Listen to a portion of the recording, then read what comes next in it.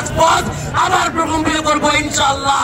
এই কোটা জুলাইয়ের পরেও কিভাবে বহাল থাকে। আমাদের এই জেএনজি তাদেরকে ওই অফিস থেকে ছুটে ফেলতে দ্বিতীয়বার ভাববে না। আপনি যদি পদার্থবিজ্ঞান না পারেন আপনাকে প্রশ্ন বানাতে হবে কেন?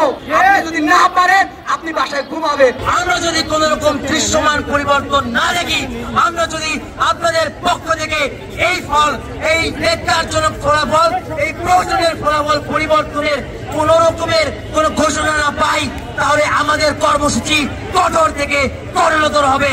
এবং মনে রাখবেন, এখানে শুধু মেডিকেল কলেজের শিক্ষার্থীরা না, এখানে স্কুল কলেজের শিক্ষার্থী, ঢাকা বিশ্ববিদ্যালয় সহ সকল বিশ্ববিদ্যালয়ের শিক্ষার্থী এবং পেশাজীবী মানুষরাও, ডাক্তাররাও আমাদের সাথে সংহতি প্রকাশ করেছে।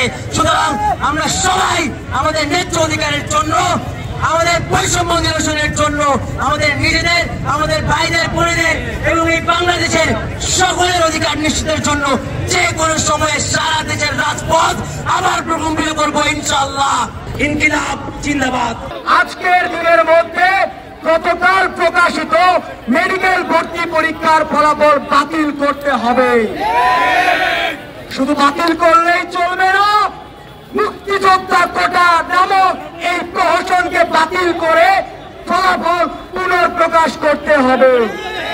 সেই মুক্তিযোদ্ধা কোটার বিরুদ্ধে হলো আন্দোলন, যে আবু সাইদকে নিয়ে মেডিকেল ভর্তি পরীক্ষা এলো প্রশ্ন, সেই আবু সাইদ যে জন্য আন্দোলন করেছে তার সেই বিরুদ্ধে করা আন্দোলনটা কেন আবার এই মেডিকেলে চলতে থাকবে? এই কোটা জুলাইয়ের পরেও কিভাবে বহাল থাকে? আমার মেয়ে, আমি তো দেখেছি কত পরিশ্রম করেছে, সে সারা দিন রাত কষ্ট করেছে, পরিশ্রম করেছে, তার নাম্বার তো আরো বেশি এসেছিল, সে নাম্বারটা গেল কই? আমরা যারা মেডিকেল ভর্তি পরীক্ষা দিয়েছি, তারা মেডিকেল ভর্তি পরীক্ষা দেওয়ার পরে যখন বাসায় এসে ফলাফল মিলাই, ফলাফল দেওয়ার পর দেখি 2-3 মার্কের কোনো হদিস নাই। অনেকের ক্ষেত্রে 2-3 মার্ক কমে যায়, অনেকের ক্ষেত্রে গায়েবী উপায়ে 2-3 মার্ক বেড়ে যায়। এই 100 মার্কের পরীক্ষা আপনারা প্রশ্ন করেছেন, আপনাদের প্রশ্ন করতে সমস্যা নেই, উত্তর দিতে কি সমস্যা? আপনাদের এই পরীক্ষার, মেডিকেল ভর্তি পরীক্ষা হোক, ডেন্টাল ভর্তি পরীক্ষা হোক, প্রত্যেকটা এমসিকিউ পরীক্ষার ফলাফল প্রকাশ করতে হবে।